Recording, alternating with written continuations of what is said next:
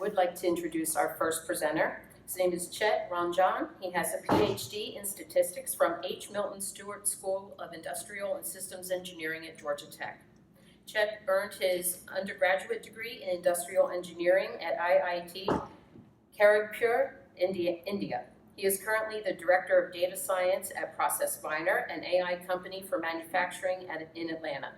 Prior to this work, he worked as scientist at Pandora Media. He is an active AI researcher. His research papers have won Best Paper Awards at Informs. Okay, I'm going to use the acronym here, ISERC, I-S-E-R-C, and POMS, P-O-M-S. He holds 2 patents for his work at eBay. He is currently an active director in the Quality Control and Reliability Engineering Board in the Institute of Industrial and System Engineers. And I know he has a lot of relevant things you're going to enjoy hearing today. Chet? Hello, everyone.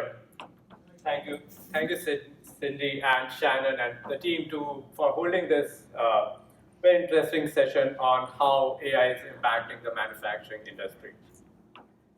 Today I'm going to talk about how we can, and in fact we are bringing AI to manufacturing, and more specifically real-time AI. Alright, I'll start with a little flashback. When I started my undergrad, that was around 15 years ago, the dream job among us, myself and my classmates, was generally in the field of finance or computer science. When my father went to school, that was around 50 years ago, around 1970s, at that time, the dream job was in the field of mechanical engineering, perhaps because automation and automation of manufacturing industry, robotics, and all of this was peaking up at that time around the 1970s. But when was the last time that any one of us heard that someone is aspiring to take a job as a plant operator? Perhaps none of us. Because when that happened, it was more than 100 years ago, in the beginning of 20th century and late 19th century, when the second industrial revolution was happening, mass production assembly line, all of this was coming into being. At that time, working on the plant floor was the cool thing to do. But now, it's hard to find anyone in the young generation who is aspiring to become a mill operator tomorrow. And it's quite natural. Like any other professional field, every professional field has a life cycle, and right now, the manufacturing jobs are at the end of its life cycle. It's very hard to find people to take these jobs. So where does this bring us to now? All of this brings us to a place where automating the manufacturing processes has become very, very important. And therefore, now it's more important than ever to bring AI in manufacturing. AI in manufacturing has been talked about for a few years now, and many work has been done in this field. However, many of these AI systems that we have seen being developed are sometimes reactive, meaning we take the data, we take some dump of the data and run some offline analysis, identify some patterns and things, and then try to optimize the process. If we want to automate manufacturing processes, what we really want is real-time AI in manufacturing. This real-time piece of it is really important, and I'm going to talk about that in this presentation. When I say real-time AI that can bring automation, the major things that this real-time system should have are these 3 components, which are predictions, prescriptions, and root cause. And I'm going to explain this while looking at the objectives of any typical manufacturing plant simultaneously. The objective of any typical manufacturing plant is 3-pronged. The first one is maintaining the quality of your product, keeping the quality within certain specification limits, keeping the cost to its minimum possible level, the raw materials, energy, and everything, and having the maximum possible throughput to maximize the revenue. With a real-time AI system that has these 3 components, this is how it will work. The prediction system will make real-time predictions on what will be the expected quality of your output, your product, given the current settings of the machine. If that expected quality is falling outside your specification limits, the prescription piece will trigger in and tell you what setting changes should be done to bring your quality back into your spec limits. And not just this, even when your if your product quality is expected to be within your spec limits, still the prescription piece runs to keep your cost at the minimal possible level and the throughput at the maximum possible level. The prediction and prescription pieces work in tandem synchronously to meet all of your objectives and run the machine automatically. But like any other process, a manufacturing process can also change. The change can happen due to various reasons. For example, you have a change in raw material because you change the vendor, or some degradation in some machine part or change of machine part.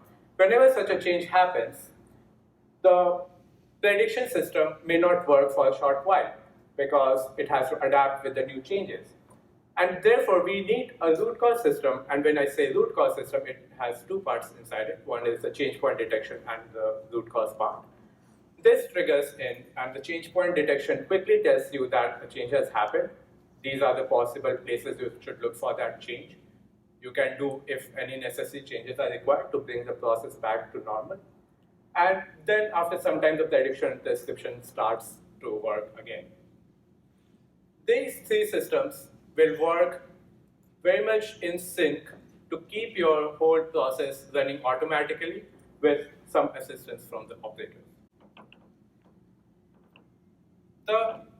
So all of this story looks nice, but there is always challenge in building them. And the challenge is not only limited to AI, the challenges are also outside AI, like adaptation and everything. But here I will focus on the AI-related challenges. High dimensionality, manufacturing is a complex process. There are so many moving parts.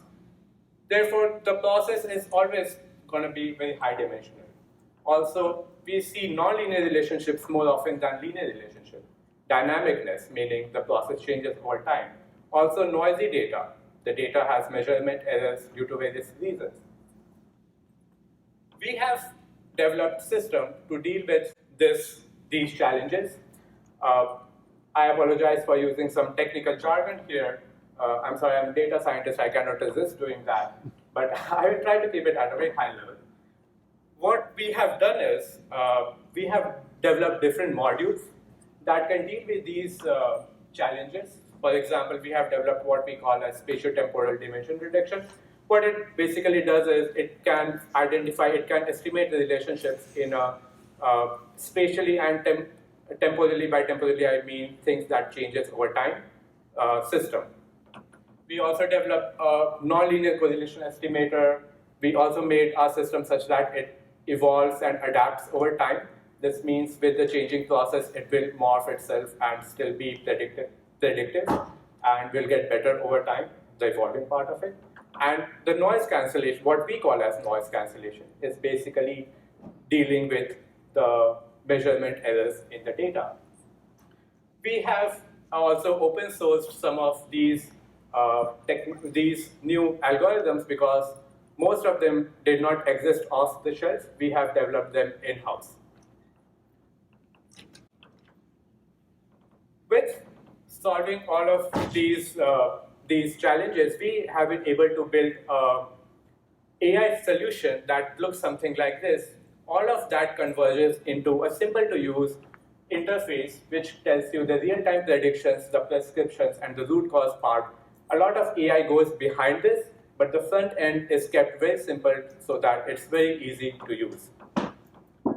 But like anything else, all of this is incomplete without success stories. I will therefore share some of the success stories that we have with one of our customers in the North America. It's a paper and pulp manufacturer, it's a big paper and pulp manufacturer producing more than 1,500 tons of paper every day. We developed I'm going to show here two systems that we developed for them. One is the quality prediction and control in real time. What it does is it does a prediction in real time, and as I explained before, it can control the process to meet all the objectives. And what we saw is we could improve the throughput by 3%, reduce the raw material consumption by 3%, and together this brought more than $4 million of cost savings every year per machine. Per machine meaning this mill has more than one machine. When applied on all the machines, this will be multiplied by that. The other system that we developed for them is an adverse event prediction and control, again in real time. This is also a very important component or system that they require. Adverse event basically means events that are rare in nature, but when they happen, it causes significant losses. For the paper industry, that is sheet break. A sheet break is simply you are producing paper in real time, but paper is quite fragile. Sometimes the paper tears, it's called a sheet break, and when that happens, you have to stop the process for more than an hour. And in that time, you lose a lot of money. We could build a system that can predict those breaks ahead in time. With a very high accuracy, we could predict more than 30% of the breaks ahead in time, and because we can predict ahead in time, we can prevent them with and we also have very low false positives, very low false alarms, less than 0.1%. This could improve the throughput by more than 1%, and that converts to more than $1 billion of cost savings per year.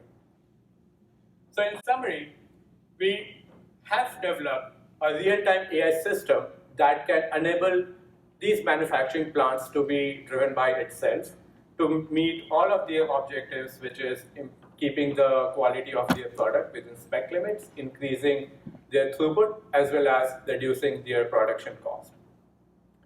To bring our vision into reality, which is having a real-time AI system in manufacturing, which can be also applied in various other verticals. For example, water treatment is one very high potential area where we can apply this system. Also foundries, energy, which includes oil and gas, and also plastics. That's all. Thank you.